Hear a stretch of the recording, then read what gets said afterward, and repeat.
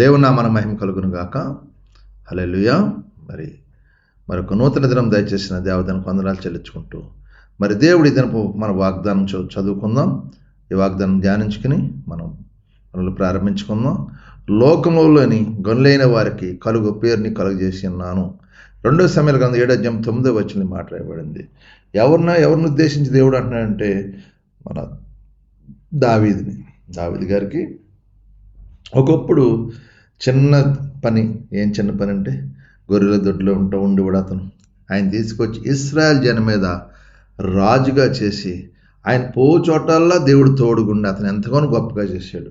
కాబట్టి ఇది దేవుడు అంటున్నట్టు మనం దేవాదేవుడిని మనం దావీదు వల్లే విశ్వసించినప్పుడు, దావీదు వల్లే ఆయన దేవునితో నడిచినప్పుడు ఏం చేయాలి, మనల్ని కూడా గనులేని వారికి కలుగు పేరు మనకు కూడా కలుగజేస్తాడని దేవుడు. గొప్పవారి ముందు మనం నిలబెడతాడన్న దేవుడు. ఎందుకంటే ఆయన గణపరిచే వారిని ఏం చేస్తాం, ఉన్నతమైన స్థితికి తీసుకెళ్తాడంట. మొదటగా ఆయన దేవాదేవుని గణపరచాలి, మహింపరచాలి, ఆరాధించాలి, ప్రభువు కొరకు మనం ప్రార్థించాలి. అప్పుడు ఏం చేస్తారు, లోకంలో గనుల వారి కన్నా గనులైన వారికి కలుగు పేరు నీకు కలగజేస్తాడు. లోకంలో ఎంతమంది ఉంటారు, నీవెవరికి తెలియదు, కానీ అందరికి తెలుసు. దావీదు ఎవరికి తెలియదు, కానీ అందరికి తెలిసేట్టు చేసాడు దేవుడు.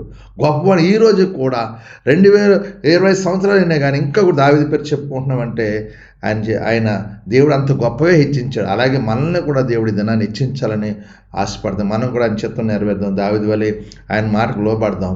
దేవుడు మనం దీవించి ఆశ్రయించను గాక.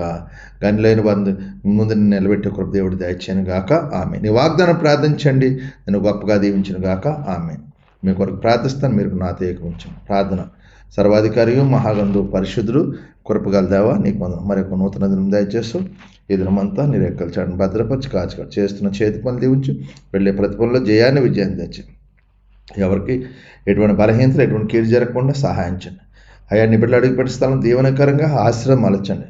గొప్ప కార్యం బిడ్డ జీవితం జరిగించండి ప్రభా. నూతన కార్యాలు జరిగింది. బలహీన గుణం ముట్టండి, స్వస్థపని. హాస్పిటల్లో ఐసీలో ఉన్న బిడ్డలు ముట్టండి, స్వస్థపని. కుటుంబ సంస్థల ద్వారా విడుదల దాచండి. అప్పులు బంధకాలను విడిపించి తాగుడు వ్యసనాలు దూరపరచండి. ఎవరు కుమార్ తల్లిదండ్రుల మాట లోబడి కృప దాయించండి. ఈరోజు పుట్టినరోజు పెళ్లి రోజు జరుపుకుని బిడ్డలు దీవించండి, ఆశ్రయించండి, కృప చూపించమని, మిమ్మల్ని మహింపరచుకోమని, ఈ దినమంతా మేము చేసే పని దీవెనకరంగా ఆశ్రమం మళ్ళీ కృప చూపించమని యేసు పరిశుద్ధ నామమున అడుగుతున్నాను తండ్రి. ఆమేన్. అందరికి వందనాలు. దేవుడు దీవించును గాక. ఆమేన్. ప్రభువు నామంలో ఈ వీడియో వీక్షించిన ప్రతి ఒక్కరికి జీసస్ స్వస్థత ప్రార్థనా మందిరం వారి ప్రత్యేక వందనాలు తెలియజేసుకుంటున్నాము. మరి ఇంకెన్నో సందేశాలు, వీడియోలు, సంఘ కార్యక్రమాలు మీకు అందుబాటులోకి రావడానికి పక్కనే ఉన్న సబ్స్క్రైబ్ బటన్ని ప్రెస్ చేసి బెల్ ఐకాన్ని కూడా ప్రెస్ చేయాల్సిందిగా కోరుకుంటున్నామండి.